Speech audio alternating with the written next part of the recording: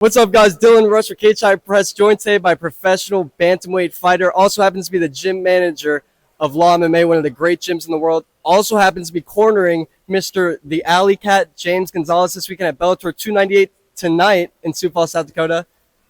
Steve Lee, how you doing, man? I'm doing good, Don. How you been? Doing good, doing good. So we're here at Fight Week. We're in front of this waterfall. I don't know if this is Sioux Falls or not, but we're here in South Dakota. You joined your friend, your teammate, James Gonzalez. You're going to be in his corner this weekend. He's taking on James Gallagher, a long layoff, 2 years almost. I don't know. Are you guys watching film leading into this one? And also, what can you tell me about this fight? What can we expect to see tonight? Definitely watched a lot of film on the guy. I just think the main thing is a lot of people know James Gallagher. A lot of people don't know James Gonzalez.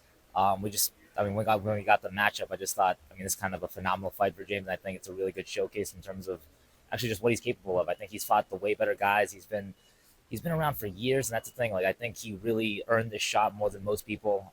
He's been through the ringer on the local scene, and even like on the PFL to Bellator. He's been through a lot, and I think to get this opportunity, he's gonna be able to showcase what he's capable of.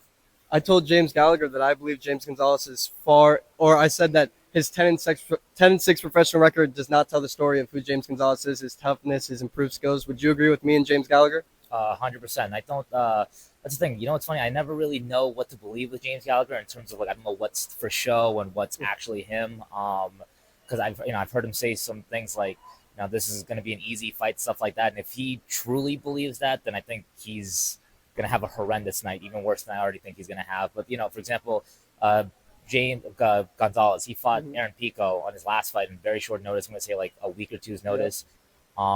And he had a great, it was a hard fight, obviously, but he had a good showing against him. And Aaron, right after the fight, came up to us and told us, I knew how hard this fight was going to be. I knew how difficult of a matchup, how tough this kid is.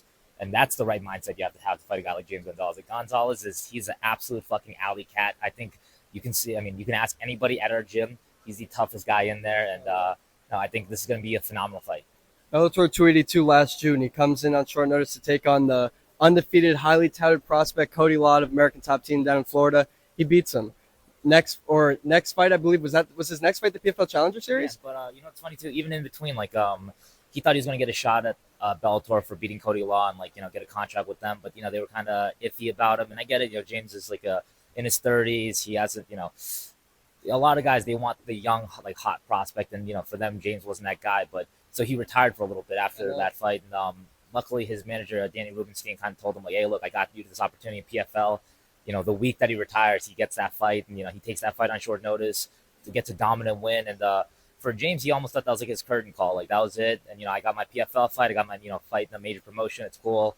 But then luckily right after, he was able to get the call for Bellator. And again, for him, this is almost like a second coming. You can kind of tell he's just happy. He's very happy with the opportunity to be here. And I think that kind of mentality, he's just a dangerous guy right now. Mm-hmm. He got that first round knockout on the PFL Challenger Series, as we mentioned. I'm pretty sure Steve Lee was in his corner for that one. Oh, you're a Pompos for that one. Ah, okay. But and then a great showing against Pico. I feel like he's been doing great in recent years, recent months. He's improving with each time he sets foot in the cage. It's going to be a good one. But I have to ask you about another fight. You are a busy man, Steve Lee. Today we're in South Dakota, but tomorrow you will be in? I'm going to Vegas tomorrow for our guy Pompos, who's going to be fighting Contender Series this Tuesday. He's fighting Cameron Simon. I don't know. Smotherman. He's actually, you know what? The only issue. Oh, that's the South African guy in the UFC. I said Simon. Yeah. Cameron Smotherman, right? Yep. What do you know about this guy? What makes this a good matchup for Pompos? Tough boxer, comes out of Adrian Yanez's camp, young. He's gonna be young, hungry, probably bright-eyed, and doesn't really know the consequences about what's about to happen. It just is what it is. I think Adrian Yanez, first of all, he came down to train with us for a little bit for one of Aljo's camps.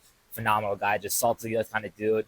That's the only part that sucks about this is that we got to fight somebody from his camp. But no, Pompos has been around again. He's one of those guys mentally. If he's in the right spot, he can hang with anybody in the world. And I think right now where he's at, he's just going to run through whoever they put in front of him. I got to ask you about one last fight. Of course, UFC 292 takes place next week in Boston. The main event features someone I think you know pretty well, Mr. Aljamain Sterling of LAW MMA, and Sean O'Malley. Bantamweight title is on the line. Will Aljo continue this reign over the bantamweight division? There's nobody like Aljamain Sterling. I don't know how else to put it. I think, and again, you never really know what to believe with these guys, but you listen to Tim Welch and you listen to Sean O'Malley, you listen to how they're speaking about the fight coming up. I think that they almost know what's about to happen because I'm telling you, Aljo is just a different kind of animal when he gets in there. A fight's a fight, anything can happen, but I think he is really going to run through this guy. So is it safe to say that you are expecting, the world is expecting a pretty solid summer for LAW MMA? I think solid summer, a solid month, and also a big shout out to Damian Nelson. He's going to be fighting this Friday coming up on the PFL as well. So a very busy 2 week stretch for us. Even last week we had Pumi Nakuda. He made his return to MMA. I think that kid's the best flyweight in the world, bar none, no question in my mind, honestly.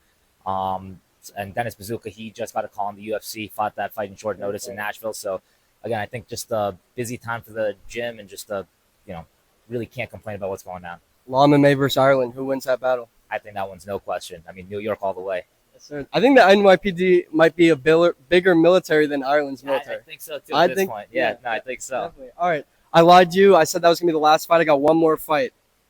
Steve Lee, when can we expect to see you in the cage next? I gotta see. Just depends on if everything kind of works out in terms of timing. That's kind of always a hard issue. Like, you see, I'm like kind of running around for fights left and right now. So you're a busy man. Yeah. And again, I can't complain about that, but I'm at a weird point where I got to focus on one or the other, and it's hard to focus on one when I'm focusing on the other. So I gotta try to figure out what I'd want to put my emphasis on. I say. Well, whenever that next fight comes, I look forward to watching you do what you do best. Great coach, great gym manager, great teammate. I'm proud to call you a great friend, man. Thank you for the time, as always. Always a pleasure, Dylan. Steven Wee on Instagram. If you're a supporter of mine, you should be a supporter of his. Let's go.